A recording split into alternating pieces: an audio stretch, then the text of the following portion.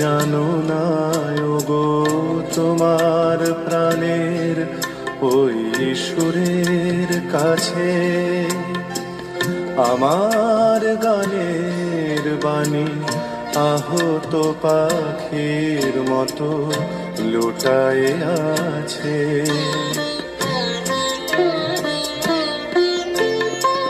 তবু এ মাধবী রাতে আমায় যে মালা তুমি পরালে, যে মাধুরী দিয়ে মোর শূন্য জীবন তুমি ভরালে,